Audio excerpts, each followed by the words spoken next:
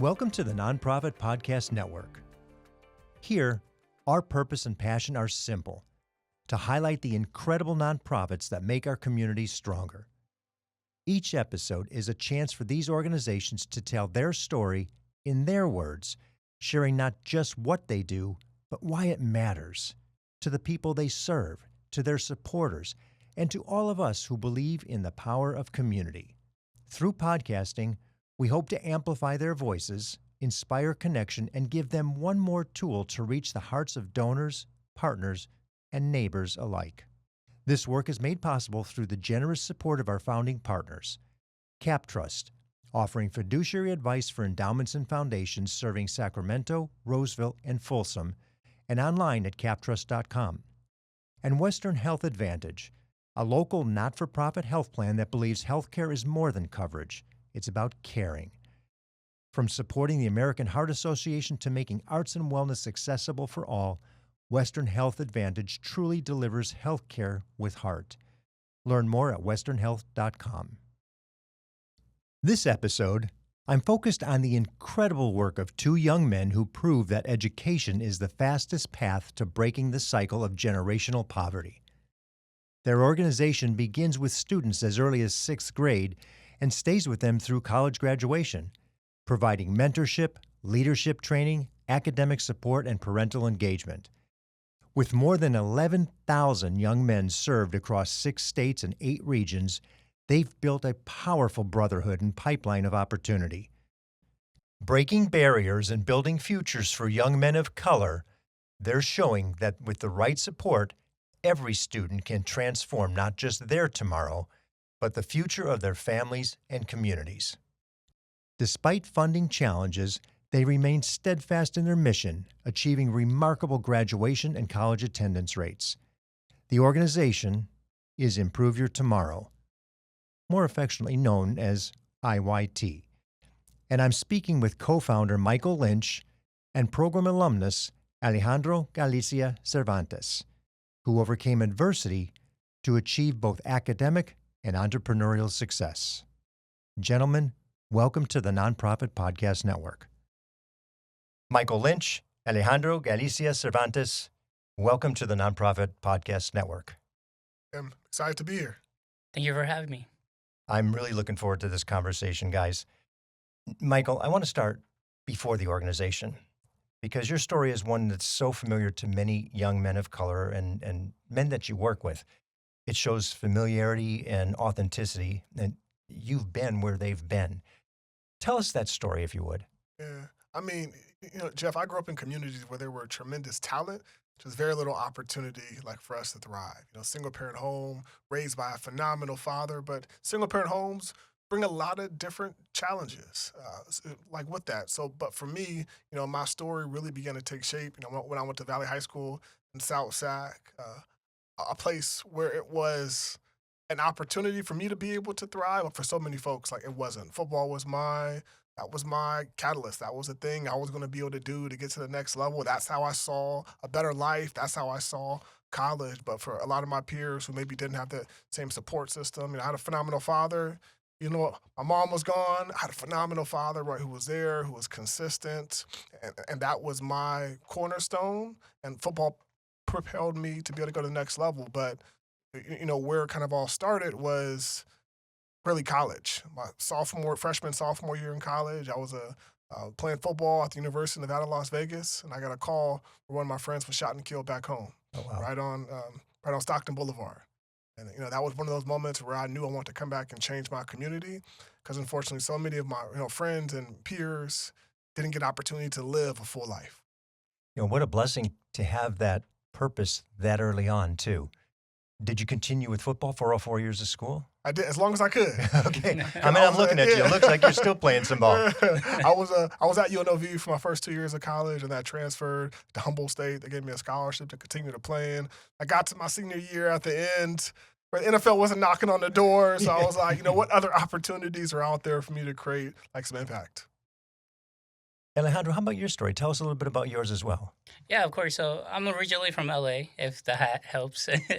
And there, our family comes from a working class family.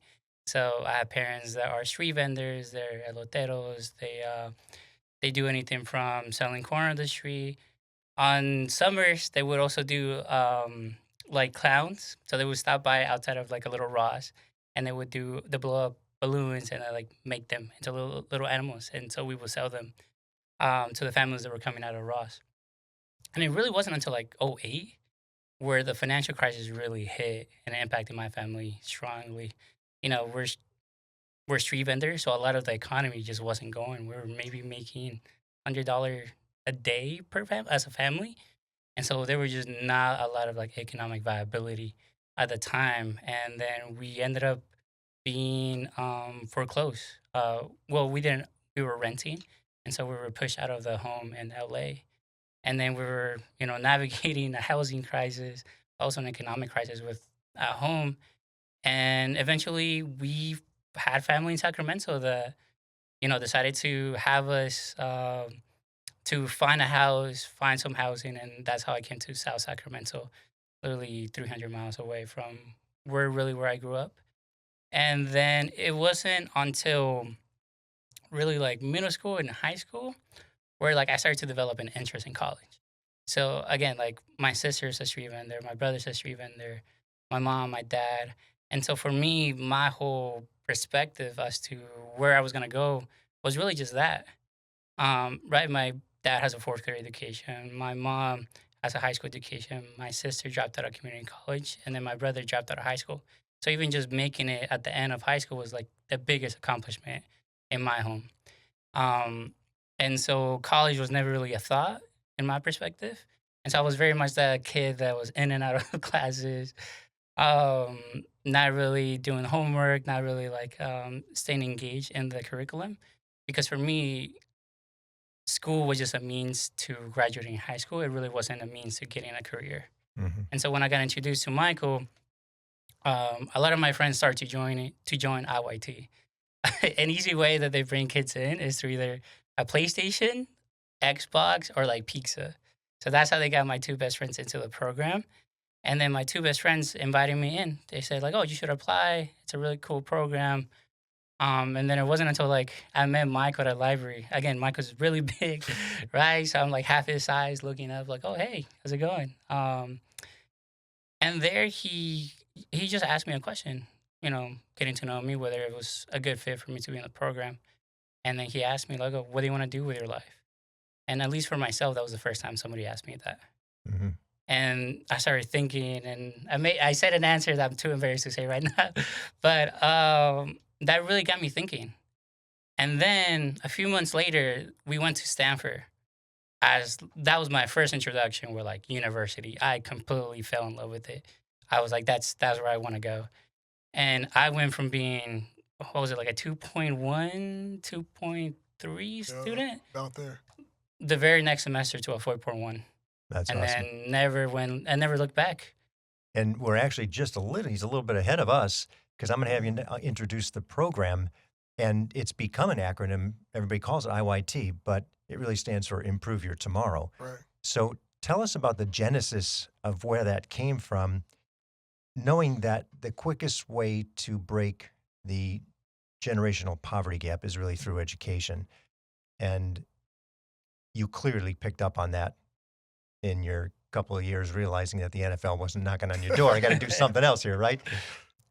So that education was appropriate to bring it back to Sacramento. Tell us about that. What was the genesis? Yeah, I mean, for me, like, actually started with sports again. I graduated college, and I got an internship to work like in the state capitol for some member Wilma Carter. It was called the Sac Semester Internship Program. I'm actually back home at this point. This is 2011. I'm sitting on the couch watching Sports Center, and I'm seeing this. I don't know if you all remember the phenomenal corner for the Raiders. I'm hoping one day he hears the story so he can be like, he can give us a call. But corner named Nandi Asamoah. He was an all-pro corner like from the Raiders, and I'm watching him on ESPN, like, and he's like taking this group of kids on a college tour from Oakland, like, to Washington, D.C. And I thought at that moment, that's what I'm going to do. I'm going to be able to go back to my old high school, like my old neighborhood, and be able to take other young people, like, to college, like, to an exposure. Because in, like, high school for me, the only exposure I had to college was through football camps. I got a chance, I was being recruited, so I got a chance to go participate in camps, and we got the chance to stay overnight in schools, like for football camps. It wasn't like in an academic setting. It wasn't me as a student. It was me as an athlete. So, like the light bulb moment was watching Nandi Asamoah take those group of kids on a college tour from Oakland to DC.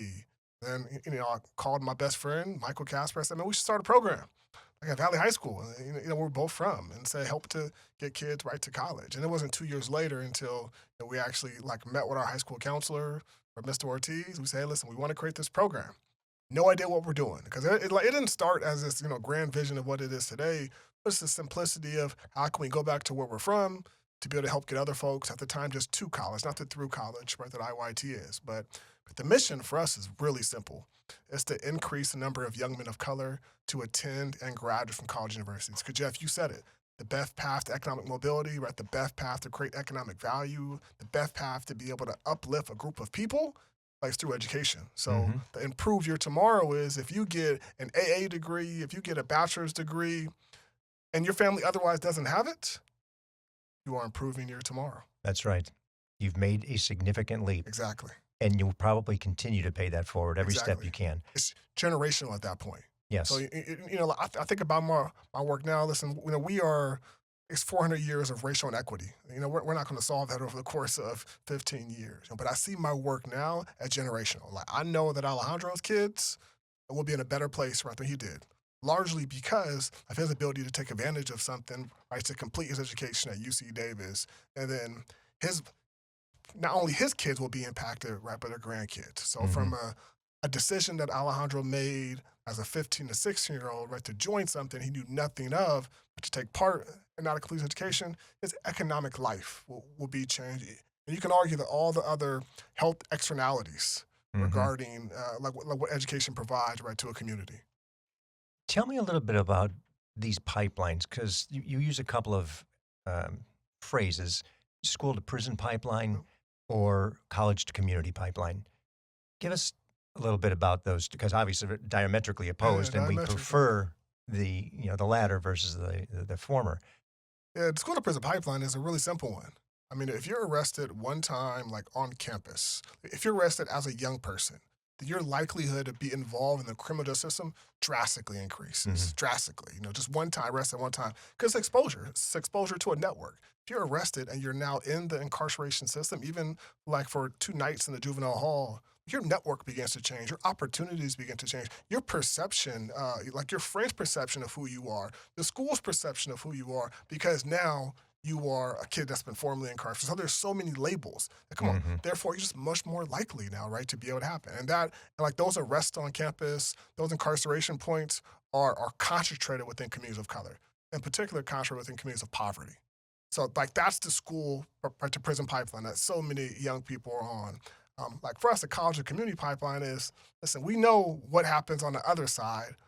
Like, what if we brought young men who were from that same community back in the same school that they were from to be able to help to be able to serve, right, to serve as what we call college access mentors. And not only our young men, but young folks who are from that community to come back and serve.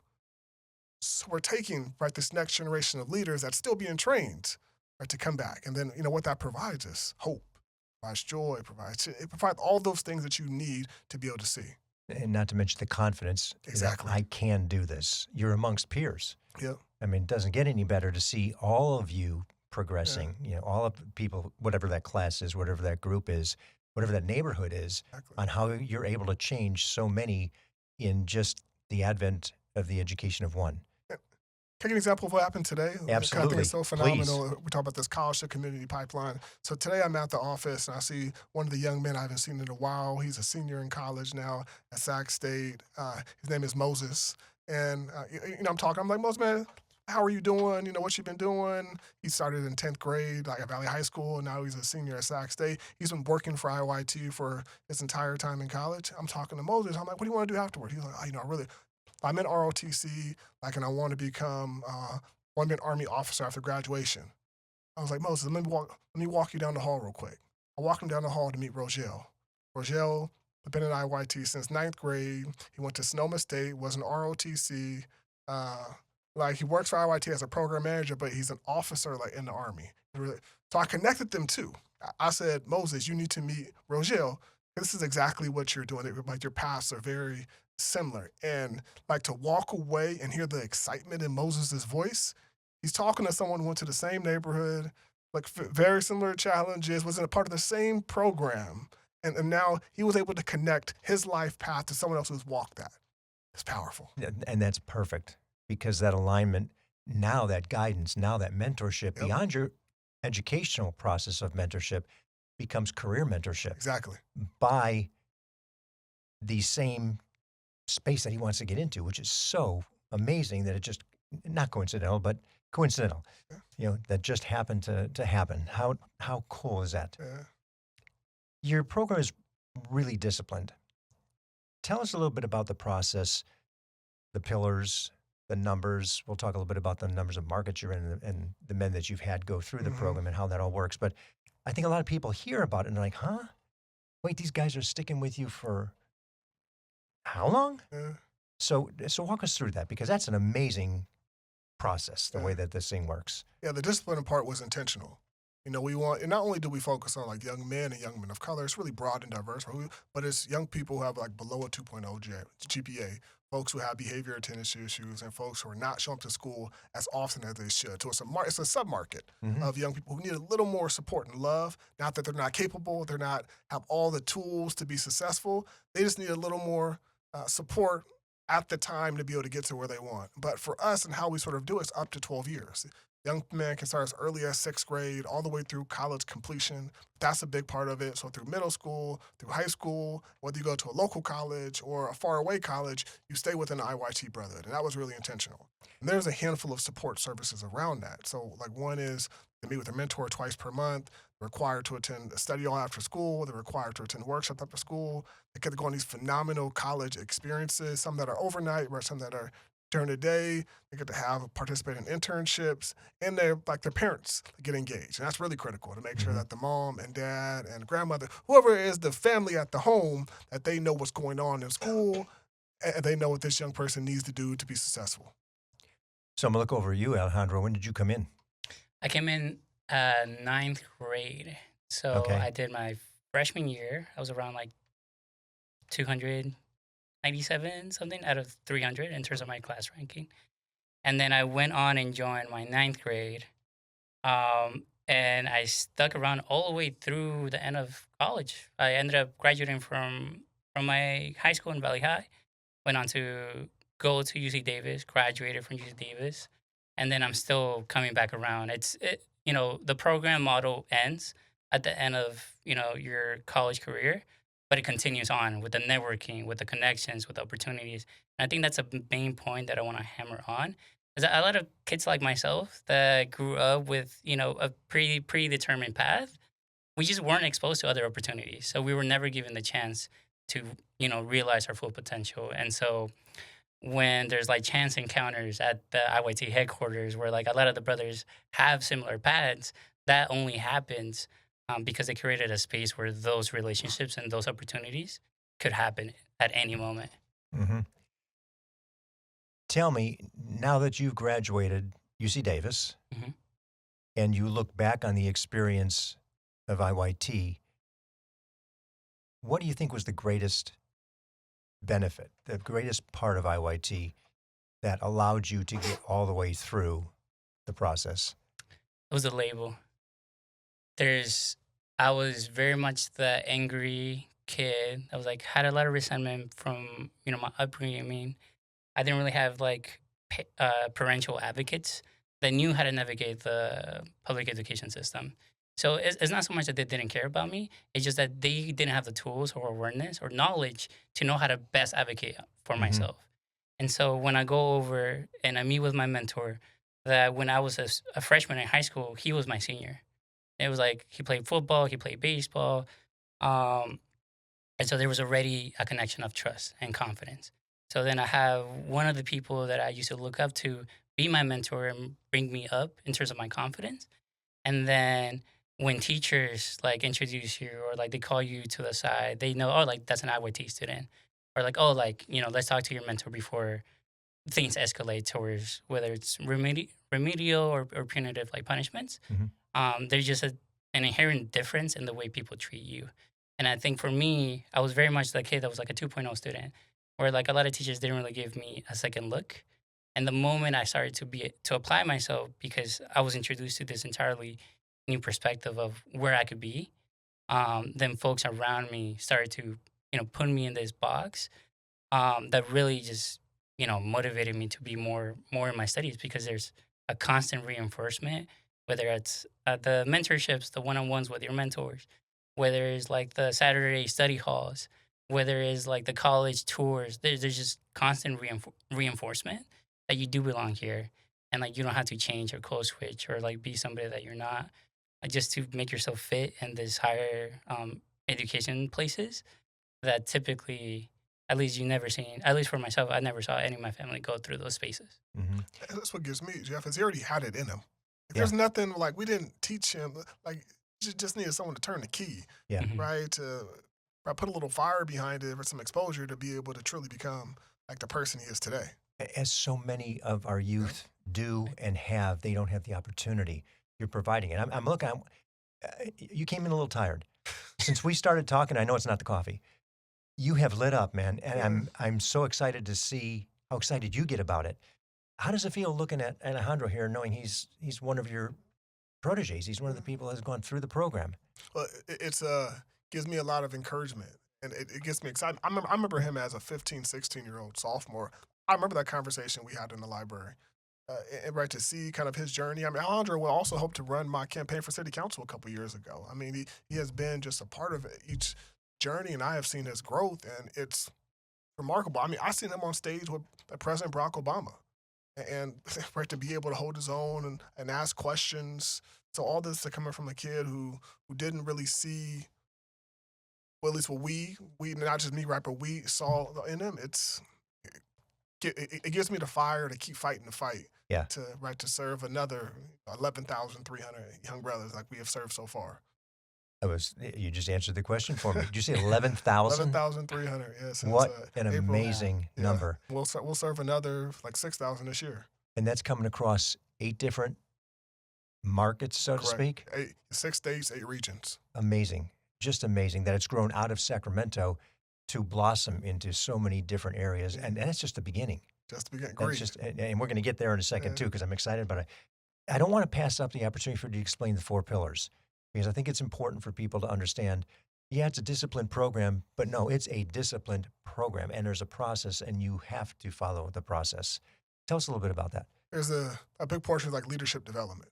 Like that's the pillar, to be able to help to make sure that we're both providing the exposure and the tools to become leaders. Another one is like college access and advising. We are a college access and advising program. So that's critical to make sure that if your path is a 4-year, if your path is a 2-year, if your path is like a CT pathway, a career college, we're going to help to make sure that you have the pathway to be able to get there. Another big one is mentorship. It's the ability to have another adult or young adult care about you outside of your family, hold you accountable like for your own goals, but also provide the tools like an exposure. Then the other 4th one's around parents, parent engagement. Make sure the family's engaged. Lots of our families, parents did not have good experiences in school.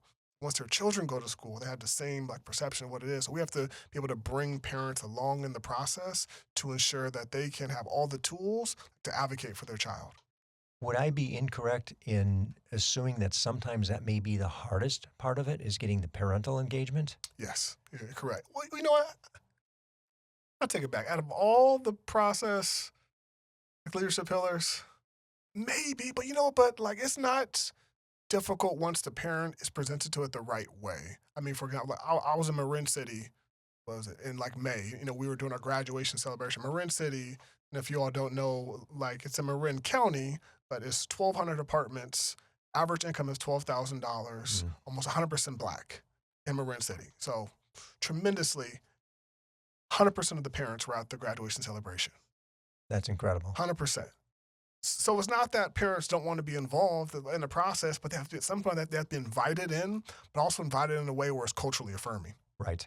I think you just answered the question right there. And I could see Alejandro's head shaking the whole time. Yes. I know you want something to say. So yeah, share that. No, totally.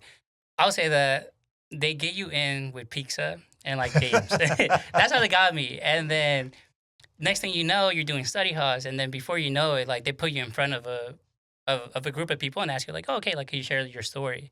And so I find it funny when he mentions a lot of like leadership opportunities, because for me that was the starting point of my like of me taking up ownerships of my own life, and then taking up these opportunities and with a really positive tone, right? So I remember the first time they had me like there was like a little award show because they always celebrated people that increased their GPA, regardless of how much the increase was. As long as you increased it, you were celebrated. And so I go up, I'm like really nervous, I'm fidgeting, right? It was my first time ever like speaking in public.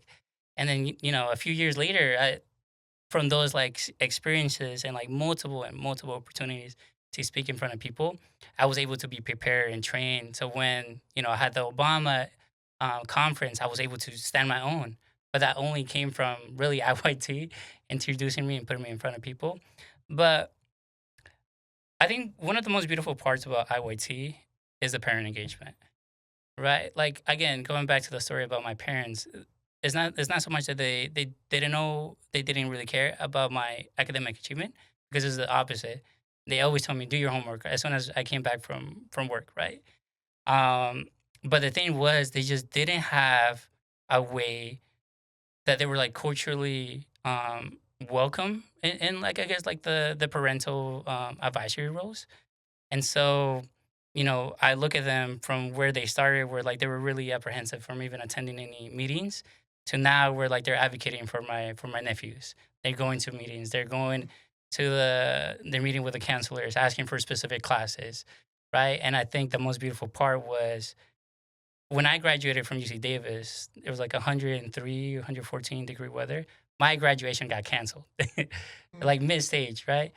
And then the very next day, IYT held like a graduation ceremony for college grads, and my parents were elated. My whole family was there, and it was like the most beautiful moment, and something that even though my college felt a giving, I would see IYT was still there to provide that for my family, Mhm. where they felt okay and comfortable of being there. And for my parents, they're like also bilingual or monolingual, and so there's even a language barrier that a lot of schools don't take into consideration. Language access is very Mhm. invisible. And so our team makes it a point to be bilingual and, being able to like have language access with parental outreach. And Michael, you said something that struck me really, really relevantly. They don't get asked. They don't get invited. The assumption is, it's not going to happen. You start asking, and one parent sees another parent whose child is doing better. Well, I want that for my child. Everybody wants the best for their children. Well, I want that, and it just snowballs. To hear that you had 100% is amazing. Yeah. That's amazing. And what a sense of pride. Talk about breaking a generational cycle. There it is right there. That's the first step in the right direction. We'll be back to learn more about breaking generational cycles of poverty through education right after we hear from the people making this program possible. Hello, this is Scott Thomas with Cap Trust in our Sacramento office. I specialize in working with local nonprofits and associations. Annually, we survey private and public nonprofit organizations across the country to better understand challenges they see in today's environment. In our more recent survey, we heard concerns about proper board governance, mission aligned investment, and how to implement alternative investments. If you would like a copy of the survey or to discuss your organization, look me up, Scott Thomas at captrust.com. At Western Health Advantage, healthcare isn't just a service, it's a shared value. As a nonprofit leader, you need a health plan that understands the importance of mission-driven work. Western Health Advantage is a local, not-for-profit health plan that supports organizations like yours with affordable, flexible coverage options for your team. But what truly sets them apart is their commitment to community, supporting nonprofits like the American Heart Association, Sacramento Ballet, and the Crocker Art Museum's Pay What You Wish Sundays. With access to top-tier providers and dedicated local support, Western Health Advantage is more than a health plan. It's a partner in your purpose. Explore your options today at westernhealth.com. Western Health Advantage, healthcare with heart, designed for those who give back. One of the things we talk about with all of our executive directors, CEOs, leadership for the organizations is collaboration. Who do you find that you tend to collaborate most with? Let's say in the nonprofit world, the ecosystem of nonprofits. I know it's a lot, and you're a Sierra Health Fellow as well, right? Correct. Correct. So there's one of the steps already when Chet Hewitt and Sierra Health. I mean, the entire foundation. That's a huge alignment. Yeah, we're fortunate to have a lot of strong partners within Sacramento. Sierra Foundation is like one of our strongest partners and largest funders. But outside of funding, I mean, it's technical assistance, it's the relationship aspect. Chet is a personal mentor, so a bit like when I'm having a challenge, I'm gonna call him Chet and say, "Hey, man, like here's what I'm experiencing here. What should I do?" So like that's a big part of it. Our school partners are like really big for us. I mean, we can't do the work. We're not the model is like based on a school campus. So our school partners and our principals and our district partners are really important for us to be able to execute like the work. And then, I think about some of our funders, like Arada Brothers Trust and others who have invested a significant amount of IYT over the course of time to make sure that we have the infrastructure in place, we have the services in place to be able to execute. And I know we were talking one about like Frank Washington. I know Frank's not going to want to hear his name mentioned, but Frank is a chair like of our capital campaign. Up into fundraise like right when we started, when we'd never done a capital campaign before. Yeah. So I think we have some folks like that who are just really bought in like to the work and want to do whatever we can to help to unlock more stories like Alejandro's. Well, and you have some incredible advisors on that advisory board. I don't want to name them all because I'm going to forget somebody and then it's going to be rough. But to your point, Frank is amazing. He's absolutely amazing. Funding. How is the organization funded? Where does the money come from? You mentioned Arada Brothers as one of them, of course, but what about in the grand scheme of things? What does it look like? Yeah, so most of our funding comes from program service income, so earned income. And we charge school districts a price per student to be able to implement the program. The other large component was and still kind of is AmeriCorps. AmeriCorps, was a large funder all the way until like recently. Yes. Then it's a combination of sponsorships. It's corporations, it's individuals commit over like a giving plan. How do you work around that AmeriCorps change, of which so many organizations I speak with are? And to all of your credit, nobody has come in here with their head down and said, we're done. Nobody. We'll figure it out. We got it. We've got this. It wasn't everything. In the majority of cases, it wasn't even half. And I applaud that because the programs you're responsible for are so valuable that the commitment is so great. No, we got this. We'll figure it out.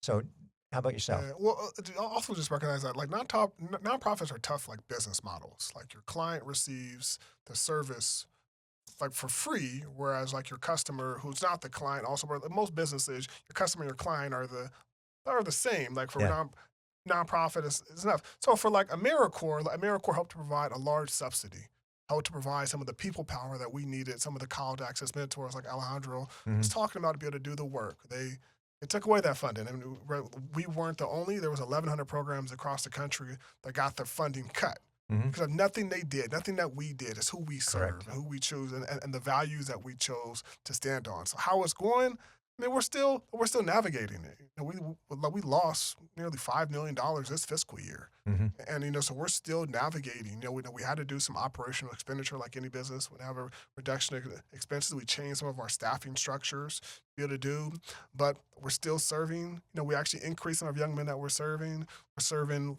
like in more schools, and we're going to do a better job. But we're having to do a better job like with less. Yes, but we have a phenomenal team. And some phenomenal parents and brothers and partners. So we're gonna continue to figure it out. Well, and knowing that you have that fee for service from the schools really helps. It does. Because that's where a lot of people can get stuck. Forget the AmeriCorps, just the funding cuts in general for nonprofits. There, I do see a difference where some people come in because they don't have a fee for service. They don't have anything underneath their grant money, and they are concerned. They've got to learn a whole new model quickly, or they will be in trouble. What's the budget you work with typically in a year, or has about $18 been? million this year. Okay, significant budget. Yes. Significant budget. Congratulations. That's only in what, 13, 14 years? 12 years since In 12? April 6th, 2013. And, Okay. during COVID, we like doubled and tripled. That So, is, if you were Business Journal's fastest growing, you would definitely be exactly. one of the fastest Yeah, growing. That's a exactly. huge number. Yeah. Congratulations. And we're the largest organization in the country who have a college access focus for young men of color. Like, there's nobody bigger. In fact, we're the only national college access program that just focuses on young men of color. Oh, I'm thrilled to hear you say that too, because this program, obviously it's agnostic. You can get it anywhere. That gives it the opportunity to play into Wisconsin or into Minneapolis, Exactly. or now they can share it with any of these other markets. Say, here's what I'm telling you about. Yeah. You got to hear this guy. You got to hear what the story's about. You got to hear an example like Alejandro. So awesome. All right, this is a fun question, and I have some ideas, but I can't infuse them because it's your answer. If money were no object, and somebody said, "Here, Michael, we need to make this thing different. If you give me the right answer, I'm giving you a blank check." What would it look like? What would the organization look like? Besides scale, or in Maybe. addition to scale, And I know you've got something going on here, a massive Yeah. capital yeah, project. yeah. If I had a blank check, like I would want to be able to provide a guaranteed income for our college students, to be able to help them to be able to focus on, like, provide a strong incentives for completion, have them treat college like their career, so they can be able to have a better chance of completing college. And I would want to make our team, right, like the highest paid and performing team in the country. And for the students that go through the program, you graduate 98, 99% of your high school students. Consider it everybody. 99.6%. They all make it. Yeah. They all get out. Now, I'm sure that once they scatter and get to their college, it's a little harder to track. But how are you doing, relatively speaking, with those that you do know about? Yeah, I think for us, we're doing a phenomenal job of high school graduation. I would argue best in the country. We're doing a really good job getting them to college. About 80% attend college. We're doing an okay job of them graduating. If you enter a university, like with IYT, within 6 years, about 60% of our guys graduate. It's higher than the national average, but it's nothing where I'm going to hang my hat on and be like really proud of, because that means we're losing 40%. 40% who start off out of university aren't graduating. So for IYT, like, that's our next hurdle. Mm-hmm. The first hurdle was making sure they graduate high school.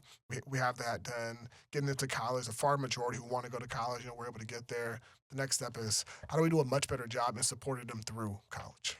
And some of that might be what you just talked about, that guaranteed income, because they're working so much just to get themselves through school. School suffers sometimes. And they say, well, I'm making some money. I'm making okay money. And Yeah.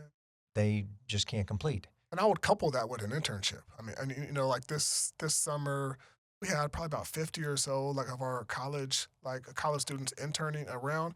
I see a dramatic difference after an internship, where they have done something professionally for 8 weeks, Yeah. 25, 35 hours, and then when they leave that internship, that their future and in college makes a whole lot more sense. They're not just going there just because. They're going there for a reason now. Yeah, they get it. They know what it looks like. Exactly. They felt it. They say, okay, I really liked, or I really didn't like. I want to do something else.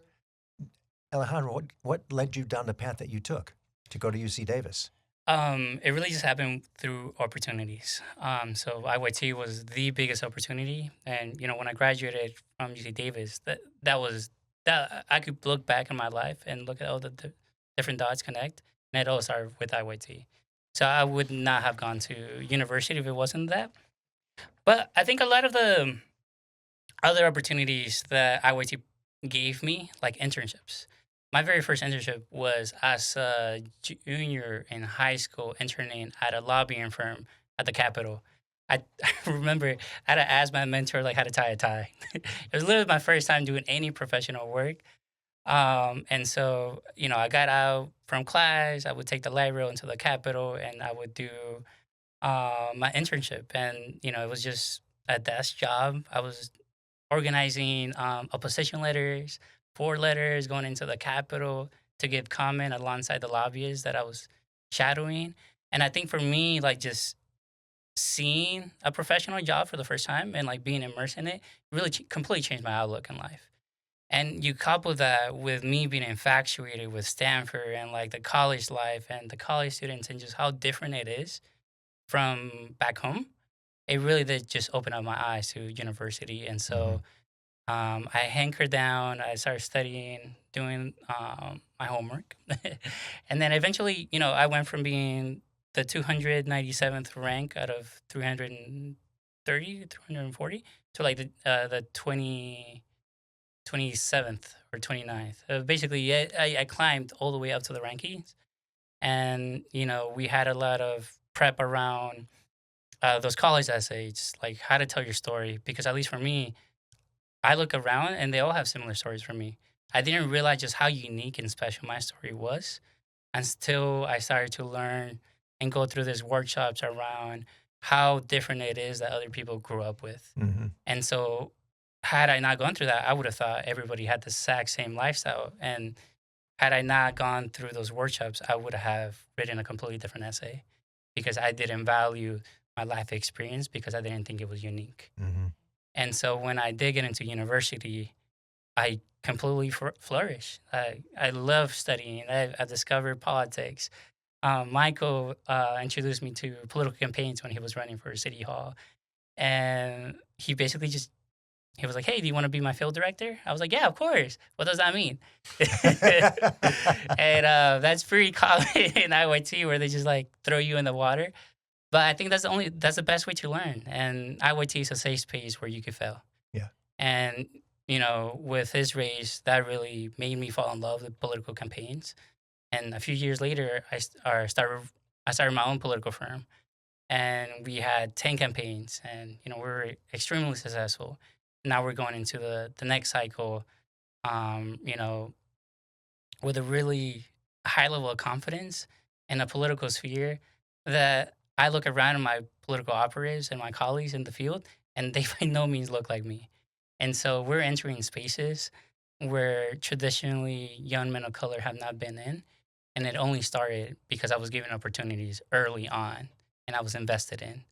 And again, I was very much not that kid that people gave a second look to until IYT came into my life. He's been on a lot more successful campaigns now. Yeah, right? I bet, right? Because you're still sitting here talking to me. But what you're doing is, I think, far greater, and you have much more scope than you would have just at city council. I'm in my purpose, definitely. Yeah, and you still have plenty of time. So let me ask you, I don't want to go completely off the funding thing because you've got the College Success Center. Tell us about that. I mean, there's a capital campaign out there. You're $3 out of $4 million close to it. Yeah. And I think people kind of want to hear, what is this thing? And maybe that may not be the full blank check, but maybe there's somebody out here who's going to say that, yeah, I need to give something to that. Yeah. Like the reason behind it was for years, we have, our young brothers have always asked us, hey, listen, when IYT can't program in the evenings, like we're on the weekends, or we're having trouble getting access to our classroom, like during the summer, where do we go? Sacramento and Sacramento County region does not have a dearth of like youth development spaces. There's not a robust community aspect where like young people, especially young men of color, have a safe space, right, to be able to go. So like the vision behind it was to create something where on those evenings, on the weekend, on the evenings during the weekday, or on the weekend, or during the summer, they have a place to go where they're welcome, where they're loved. They be able to they get a chance to eat, they get a chance to be able to bond and build one another, and they get a chance to be able, right, to learn. So the College Success Center was built with that in mind. So we bought a building in November of 2022, and we've been in this process for the past couple of years to raise $4 million to to renovate the bottom of our current building to create a dynamic, like innovative, engaging space, like for young men of color to be able to see themselves in a space, but also be able to learn and grow, like, and develop. And this truly is a College Success Center. This is where you go, and it has rooms for media of sorts. All your technology is there. There's meeting rooms. There's huddle rooms. There's, I would imagine, presentation rooms. The schematic is there on the website. I'll let you give that in just a bit when we wrap up. But I think it's such a unique concept and a way to do it with easy access for where it is in the confluence of freeways that you got to get there. I mean, you're 75% of the way there. So it's just a matter of a little bit more to push it over the edge, which is really amazing. Only $1 million. Yes. So if any of your listeners have $1 million you want to be able to do, y'all, feel free. We would love it to be able to put your name on the building too. Yeah, that's right. And that building does have some visibility. It does, high visibility. It's right off of Highway 160. I mean, it's easy it's a 5-minute walk from a light rail station. It's a high transit right there in El Paso. It's a high trafficked corner like of our community to be able highly visible. You forgot the one part that makes it most visible. It's just down the street from Costco. There we go. Just down the street from Costco. It's right to Costco, right? You can see Costco from our building. That's right. Yeah. Let's go now the other side of it, from the big vision down to greatest need. What is the greatest need as you see it today? Yeah, the greatest need is to be able to raise money like for our college access mentors. Like with the AmeriCorps, like we lost a tremendous amount. We lost millions of dollars overnight, right, because of a decision like an administration. So for us is to be able to provide robust mentoring, the same that helped Alejandro become the successful young man that he is today.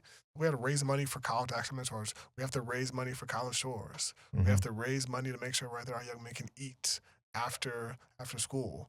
And we have to ensure that all of that is packaged in a way where like our team is taken care of, but also the young person and their families are supported. And that's what those AmeriCorps mentors did, because they were funded by the program.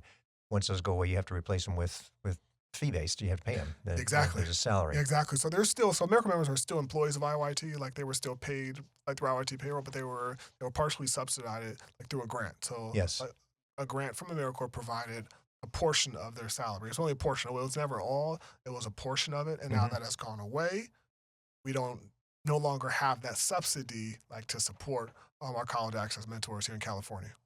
Do you have the ability for volunteers to step in support, or are they just too short-term, not as much commitment? Yeah, some, like we're thinking about how do we create more of like an industry mentor model, in particular for our college students. We're still early on in like the design phase around that, but our middle school and high school structure aren't built to be able to have like volunteers. It's not like a big brothers, big sisters, because it requires us a significant time commitment too. That's what I thought might be the difference. It's during the school day. So the program happens during the school day. These are pull-out sessions. The mentor sessions are pull-out sessions. So we're going to pull you out of PE.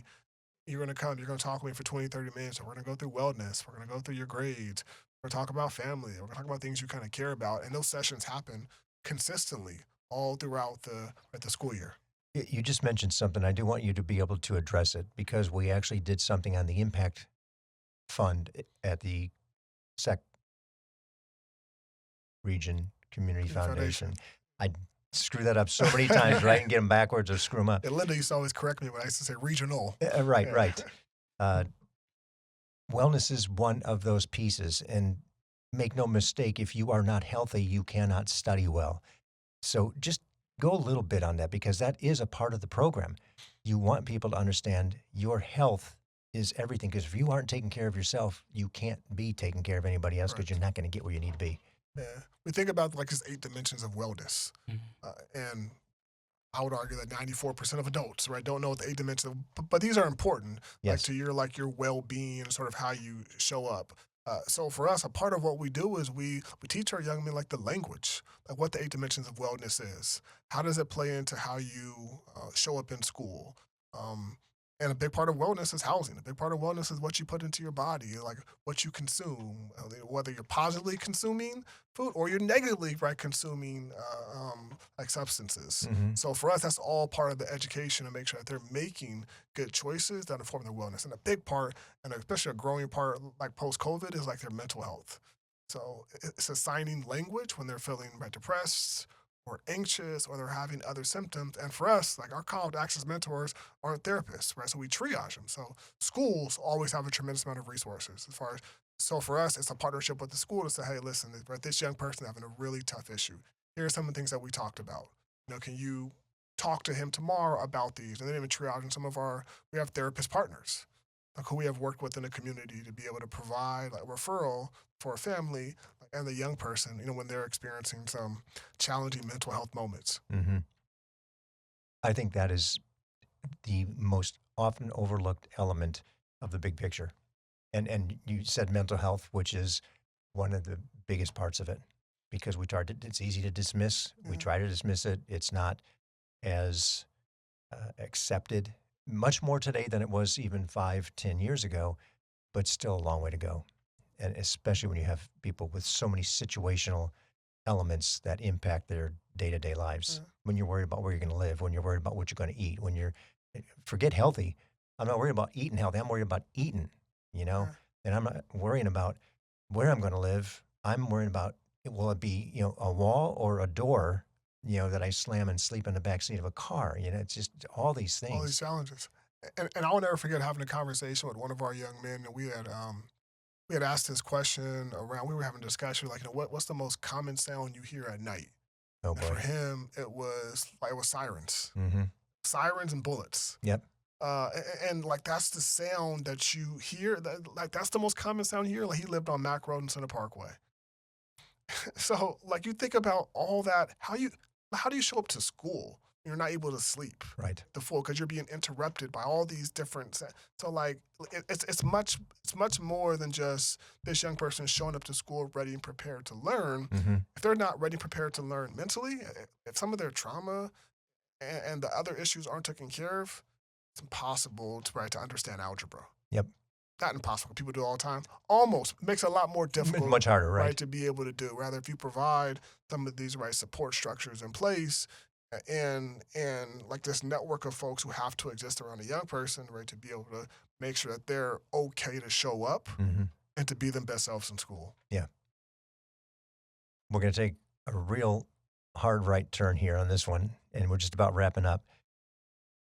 What does Michael Lynch do in his downtime? How do you That's a great leave question, some of man. it Yeah, that's a great behind? question. I've seen his schedule. I don't know if he has a lot of downtime. Well, I can see it. He's the first person I've gone to. It doesn't go to his email. It doesn't go to an admin email. It Mhm. goes to calendar. Good. Yeah. Info at calendar at Yeah. IYT. And I'm like, Yeah. calendar? Mhm. That's Sheree did a great job, question. by the way. I She appreciate managed that. it well. I appreciate that. What do I do? Right. So I've been married 12 years. My wife is a corporate attorney. So her schedule is kind of crazy now too. And I got 2 kids, 9 and 6. Oh, you got your hands full. So, like my free time is spent like playing soccer with my son. My son loves soccer. Like he thinks Lionel Messi is right next to Jordan. It just, right. So I spend my time, I get He's home. not with alone him, with that thought either, right? playing soccer with him, spending time with my daughter, doing whatever she wants to do for the day. But I love to work out, but I love to read. And, that's kind of my getaway. Yeah. I'm reading this crazy book right now by Percival Everett called Trees. So I've been stuck in this book for the past week. Every time when I get home, my kids ask me to do something, I'm reading. You get lost in the world. So I do that. And the travel. When we're able to be able to do it. We just came from Bodega Bay this weekend with some friends. We're going to Hawaii here in a couple weeks. My wife is a finalist on the Scrabble game show. You're kidding me. Yeah, so she just got the call 2 days ago. So she's going to film in London. So I'm like, I'm coming with you. She's going to London Yeah, for she's the going filming? to London for the Scrabble game show. How cool is that? Wow. She may, and she's like, we've been playing, Jeff, we've been together 17 years. We've been playing for 17 years. She had been beating me for 17 years consistently, and I leave frustrated every time. Probably 90% of the time she beats me. And we were watching TV 6 months ago and saw the Scrabble game show. I was like, Dre, you should apply. She applied, went through this process, and now we're going to London in a couple weeks. You're going to get a ton of Scrabble things Exactly. in email now that you've said that, because everybody knows. But you can't feel bad about losing. You're competing against a world-class player. Well, I think, it makes me feel a whole lot better now. Yeah, I would Out of agree. all the times I have lost to her, and I've walked away frustrated. I'd be making up words, right? Trying to think that this word is really a word. And defending the fact that it is a word, this right? is a word, and then we go through on sources. I said, no, your source is incorrect. But yeah, I'm excited for it. So that's what I do for fun. That's Play great. games with my wife, spend time with the kids, and I like to read and work out. How does somebody learn more about Improve Your Tomorrow? It's really simple. improveyourtomorrow.org. Go to the website, check us out. If you're interested and you want to get involved, tell folks to be able to go to the contact page, fill in a comment, and to be able to send it over, and we'll make sure. Or if you want to send them a $1 million check. Listen, that's all. I'll be very appreciative right now to make sure we can support it. If anybody has $1 million check, y'all just let us know. We'd love it. We are great stewards of your resources. Michael, Alejandro, I can't thank each of you enough for sharing the incredible story of IYT. You are a testament to the success of it. your enthusiasm for it gets me excited. I have to manage my cadence sometimes because I'll get going. And when you listen back to the episodes, man, what's everybody talking so fast about? It's because it gets exciting. And that's what you guys are doing. The changes that education brings to the communities, to families, and the confidence it inspires in people like yourself, Alejandro, the individual, the young men of color who go through the program, that is second to none. And I, too, am a big believer in education as breaking that cycle of poverty, that generational cycle of poverty. Keeping these guys engaged for 12 plus years.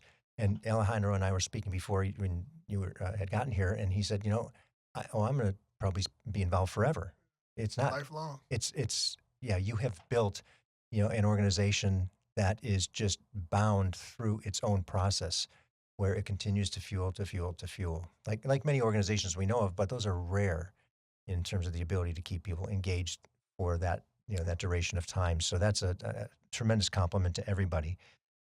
So congratulations to the team, who's got to be working a whole lot harder today than they were just 6 months ago. And I'm going to see if I can get this out right. Lead with love in all that you do. If that's not us, right, then who? There you go, Jeff. Well said. Yeah? Well said. I got it right? You got it right. Good. You got it right. Good. Gentlemen, thank you so much. Thank you. Appreciate it. Thank you. Thank you for listening to the Nonprofit Podcast Network. We hope today's episode inspired you and gave you a deeper look into the work of our local nonprofits. If you believe in our mission to amplify their voices, please take a moment to leave us a positive review and share this episode with a friend. It helps more people discover the incredible work happening in our community. Don't miss future episodes. Subscribe to our weekly updates and monthly newsletter at nonprofpod.com. And if you're part of a nonprofit that would like to be featured, we'd love to hear from you. Just visit the guest tab on our website. The Nonprofit Podcast Network is recorded and produced at Hear Me Now Studio with generous support from our founding partners, CapTrust, fiduciary advice for endowments and foundations serving Sacramento, Roseville, and Folsom, and online at captrust.com. And Western Health Advantage, local care, community impact. Find the plan that fits at westernhealth.com.